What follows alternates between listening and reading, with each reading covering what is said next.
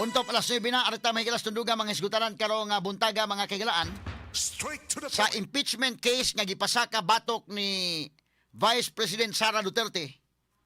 Ang kinini ang si Vice President Sara Mahigala mi issue na og statement labot ani kining gipasaka nga impeachment sa grupong Akbayan. Doon na ni mga nagpasaka palain pero ang iyang gi-specify kining grupo sa Akbayan mga higala mo gi-specify ni Vice President Sara. Atong paminawon mahigala ning iyang statement sa iyang video mga higala nga gipagawas unya ato mga higala nga hatagan og dugang pang mga paghisgot-hisgot kining iyang mga gipanulti. Standby. Okay, names.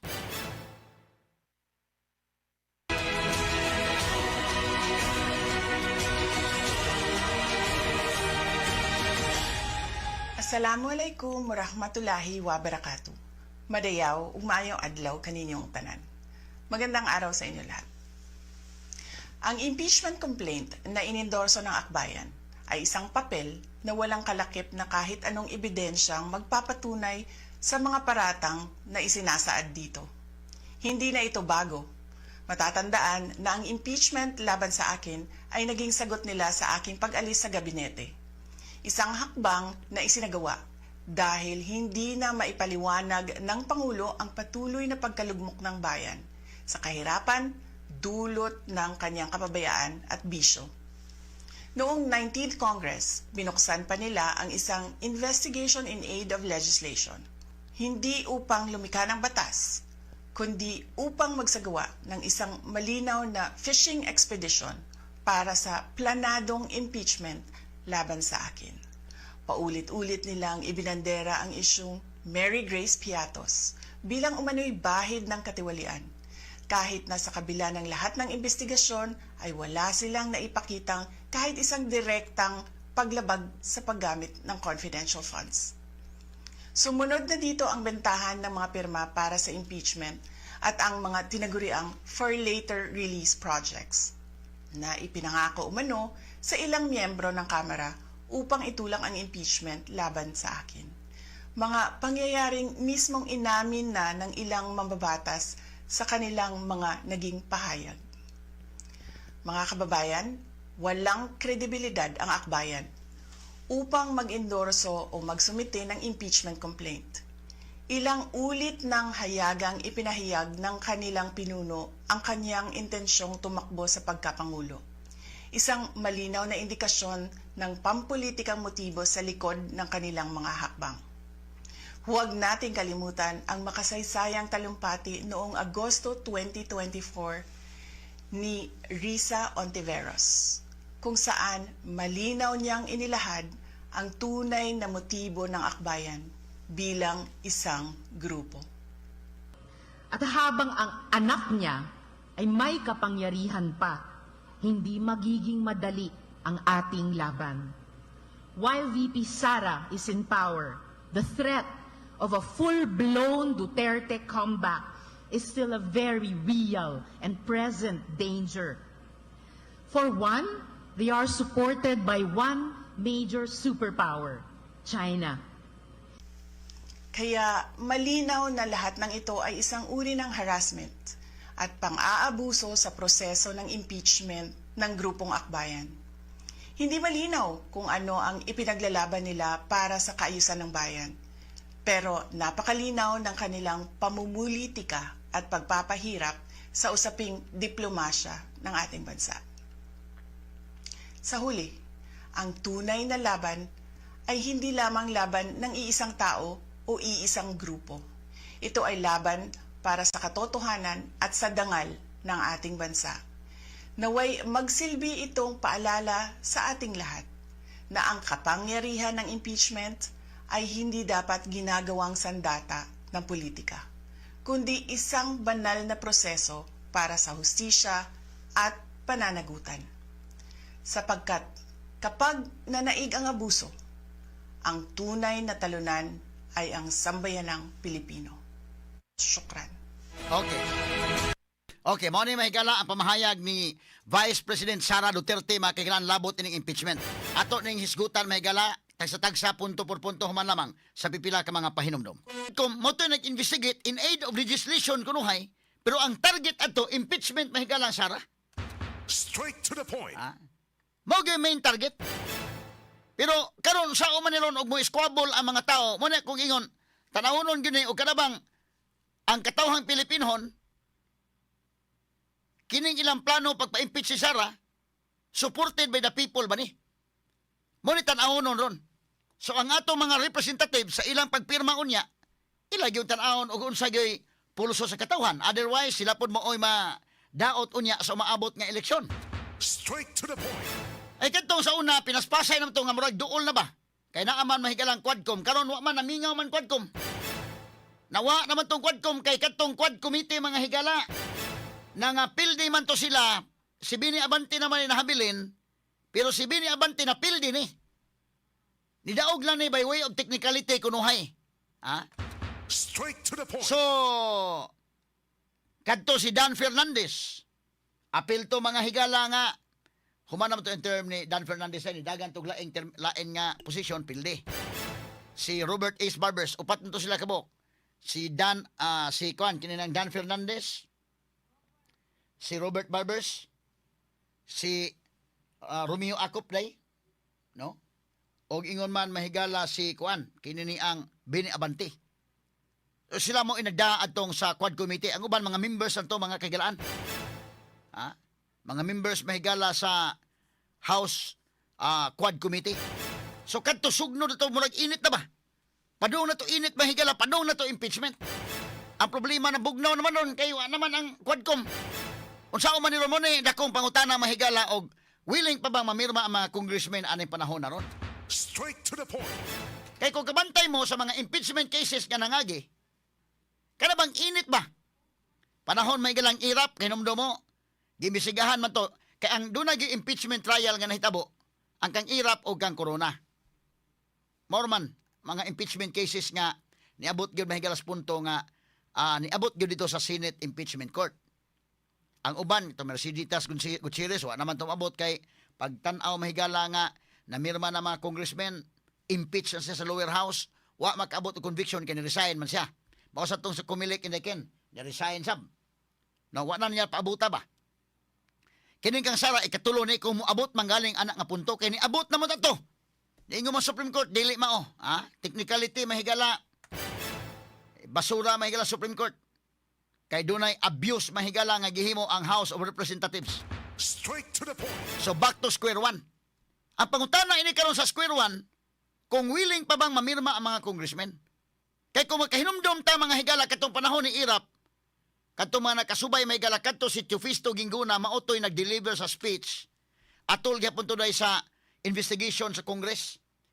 Senate Blue Ribbon Committee tong investigation, ug wa ko masayop nga ni-deliver si Teofisto Gingguna katong senior og speech may higala iyang title ay accuse. Iyang giakusahan si Irap nga ni dawat mahigala og kwarta gikan sa waiting. Karon ang isyu ron mahigala labaw pa ron sa waiting ng isyu pero wala na tabo.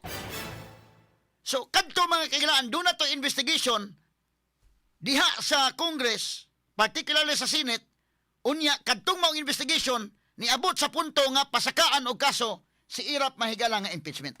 Straight to the point. Kinamdo mo? Mauso din panahon ni Corona. Ang Justice Corona.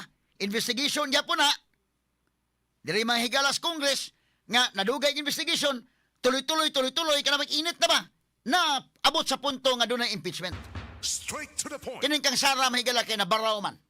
Straight to the point. Katong sa Quad Committee, init na tato. Confidential funds na, init na kayo. Lahos-lahos na unta. Nya nabaraw man, karon nabugnaw man. Nabutangan mahigala flood control projects nga mga anomalya. Medyo ang mga tao dili na inana baka init unlike na tong milabay tuig. So, mo ni ang problema ron kung willing pa ba mamirma ang mga congressmen ining maong impeachment complaint. Willing pa ba sa mo pirma para nga ang articles of impeachment mapasar o ma-submit ngadto mahigala sa Senado? Mo na dakong question.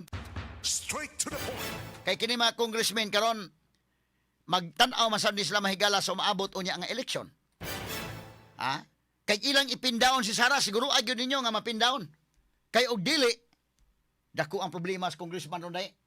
Panalitan ikaw congressman ka, mo pirma ka panalitan impeach Sara. Inigabot sa Senate siguro on nila nga kini ni ang makonbikto sa Senate, nga musipyat to sa Senate nga makadagan si Sara by 2028. Discuss ang karera sa congressman. Straight to the point. Kay sigurado man mga higala nga suko ang mga tao, like what happened natong 2025, unya niya ng panahon na, doon na nagikontra ni nga mga congressmen karon nga by 2028 na nagikontra sila nga klaro. Straight to the point. Unya kana nga mga kontra linya ni Sara, sus kadelikado daykin. Kadelikado gyud. Delikado og maundang ang karer ining mao mga congressmen. Straight to the point. Kay last year mga kagalaan, namirma sila, nakita nila ang resulta sa eleksyon, but remember, wa sila yung mga kontrang klaro adto.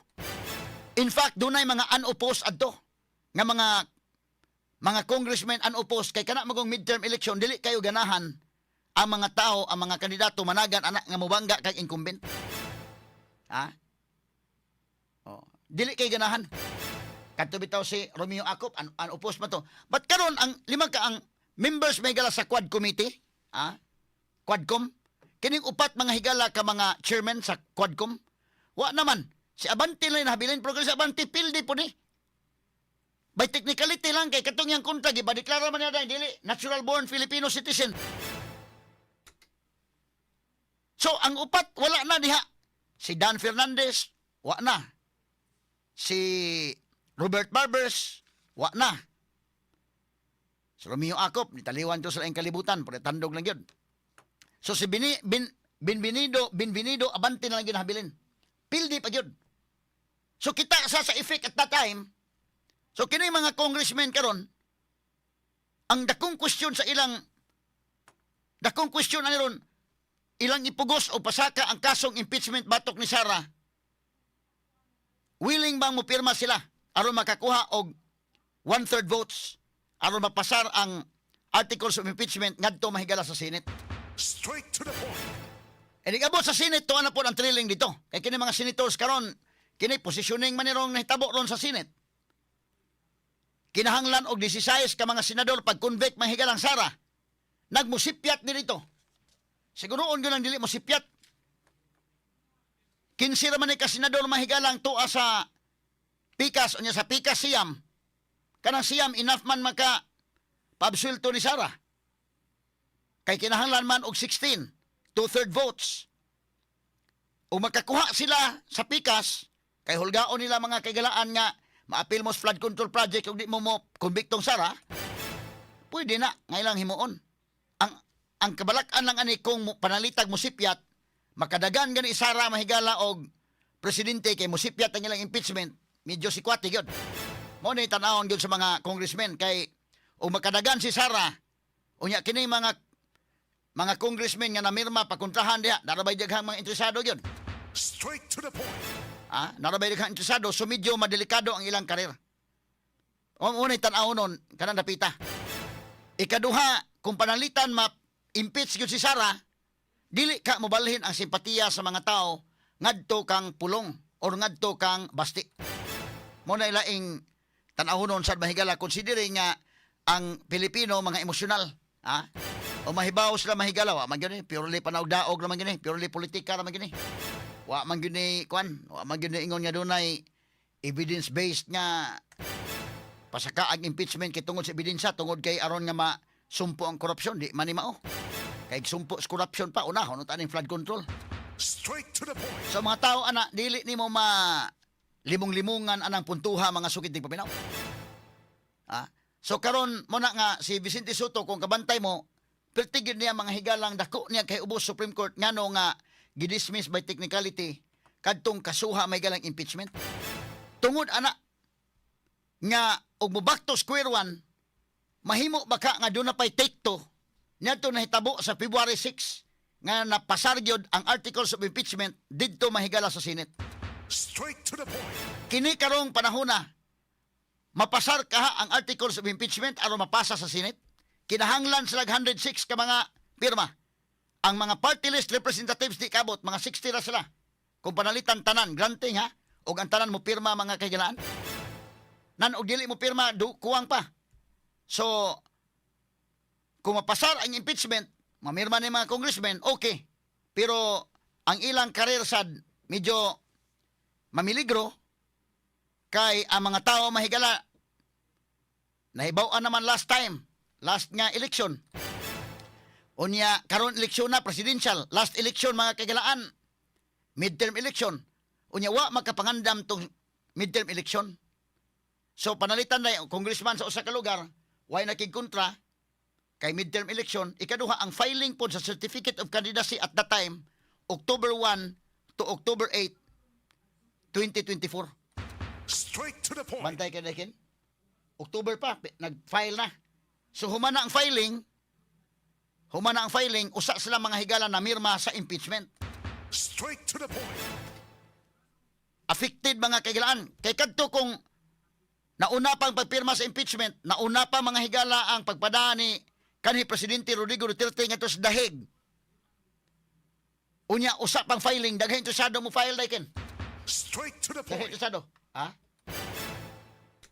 Kadto magod kay na file na daan, why kontra ko ba mga congressmen unopposed. So pag pada mahigalang digong dito sa dahig, March man to gipada. Last year. March unya ang pag-impeach si Sara February of last year. So wa na makaposisyon ang uban. But kining 2028 daghay interesado. So panalitan karon ang congressman mo pirma mga higala sa impeachment batok ni Sara kanang distrito niya diha. Og dunay mga interesado diha. Labi na dako-dako imong distrito do na magid ka interesado. Mga mo file mahigala og mobangga pagka congressman ni anang maong distrito medyo delikado mapiki ang kontra mga sukid ng paminaw. Straight to the point. Alas 9:23 na. Sa madayon ang impeachment kinahanglan nga ilang ipin-down si Sara para di ka kuan. Ang kuyaw lang ana kung mosipyat dito sa Senate og dili makonbikto. Mo na problema day. O nagkapirma ang congressman panalitan. Unya si Sara wa makonbikto sa Senate, makadagan siya. Kay mama ni Tuyo nga aron di kadagan si Sara. Panalitag mo sipyat, kay wa man ta kasabot ining naa mga higalay gisubay nga script ni Ron unya mo sipyat ang script.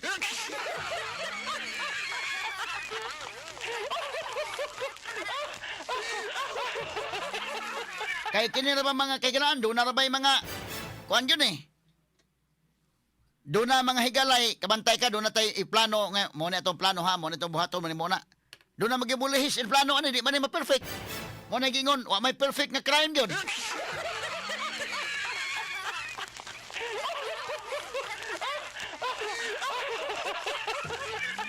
Oroy, musipyat mahigalang dili ma-convicto si Sara sa impeachment court. Unya makadagan pagka-presidente by 2028 na. Perting delikaduha.